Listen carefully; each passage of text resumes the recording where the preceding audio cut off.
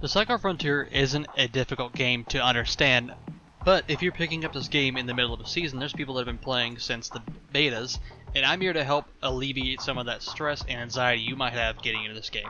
First of all, we'll be going over the basics.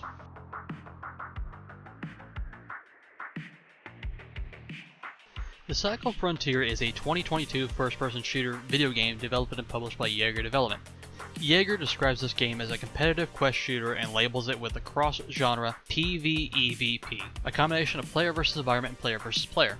What this means is that the gameplay has a similar loop to Tarkov or the upcoming game Marauders, where you get in and you loot gear, you get that gear, you bring it to extract, and you get out, put that in your stash, and you go back in and you do it again.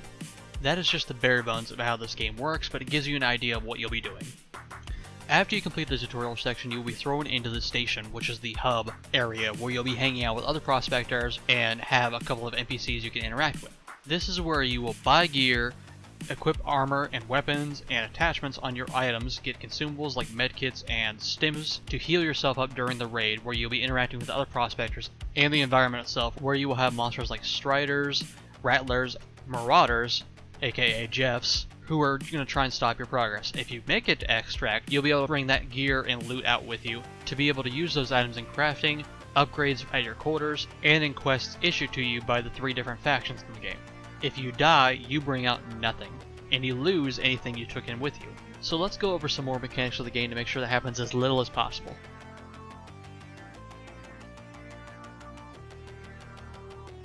Your objective is to progress as far as you can with each of the 3 factions, that being Korolev, the ICA, and Osiris. Each of them have unique missions, weapons, and more that you obtain as you progress with them.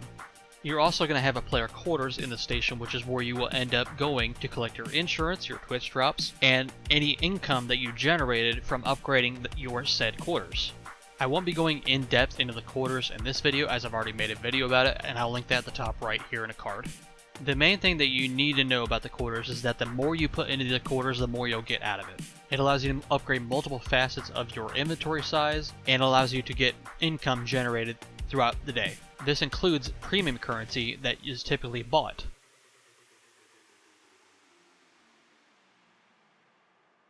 Talking more about the factions, Korolev at the end game will unlock a mining drill for you, which whenever summoned will create a large noise letting everyone basically on the map know where you are, and it will mine a resource called Ledium, which is used in crafting and sold for a lot of money. The ICA will give you an oil pump, which you can put down in oil pools, which will slowly give you canisters of oil, which you can sell for a decent bit of money as well. Osiris at the end game will give you a orbital laser, which will open up a dungeon for you to go into with your buddies to kill multiple enemies and get out a ton of loot. These factions can be progressed in multiple ways, both through campaigns that they offer you in terms of missions, and also jobs, which are like the dailies in some games you might have played.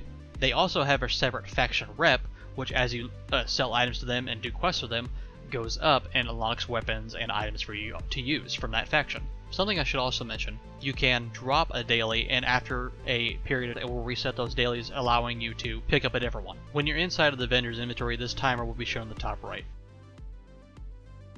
Moving into crafting, we have this location here on the station known as the crafting bench, and items made here can only be made with items found in raid. You cannot buy the materials for these items from vendors on the station, you have to find them in raid.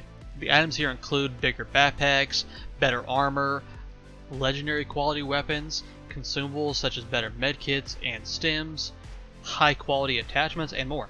Something also important to mention is that most people forget that your armor has durability, and you come here to the crafting station and go into a separate tab called Repair to repair your armor's durability to make sure that it remains at its peak effectiveness. Here we're going to move into how I recommend that you should start when you spawn into the game and how you should think. While you're falling down to the planet, shortly after you fall down, it will show you in the middle of your screen where you've spawned at on the map. As soon as it shows you that and you step out of your cabin, pull up your map. What you're planning on doing is getting your bearings around where you've landed and looking for your 2 extraction points on the map shown with these red arrows. Following that, you're going to look at your missions that you currently have and see what items and objectives you need to complete to progress, and making a route get to those, and then moving over toward your extraction. This is easier said than done because you'll have other prospectors and monsters to deal with. Not just that, but something unique that I didn't mention was the storms, an environmental effect that happens at a random interval in the game where a storm will come in and after a period of time it will shut down evacs where you cannot leave the location until the storm has completed. During the storm also, as long as you're outside, lightning will come down and periodically strike you, dealing half your HP in one strike. It also gets extremely dark, but your character comes equipped with a flashlight on his Q key by default. However, it leaves you vulnerable to attack. So every single raid, I highly recommend that one of the attachments you buy and equip to your weapon is a flashlight, so you can turn it on your weapon and have somebody to defend yourself while being able to see. This small tip will help you extremely because during the storm it's extremely dark and loud, so getting around the map is easier for all players. Just be sure to dodge the lightning because it hurts.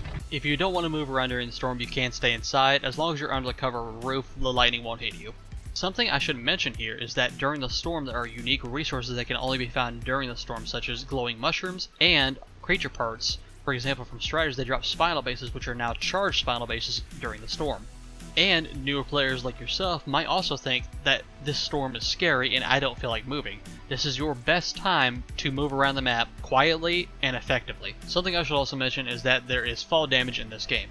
The final tip I will give you all when you're starting out this game is when you have enough stuff in your backpack to finish a mission or to call this drop productive and lucrative, get out with what you have, because if you die, you get out nothing. That being said, I am aware this is easier said than done. There's always that feeling of one more area to loot, one more kill, one more thing, and it always ends up getting you killed, doesn't it? So take it from my failures, get out with what you have. I hope you guys enjoyed this beginner's guide. If you did enjoy it, consider hitting the like and subscribe button. At the top right, I'll have another video for you to check out on the C32 bolt action where I go in depth about its statistics. I hope you guys enjoyed and have a good day.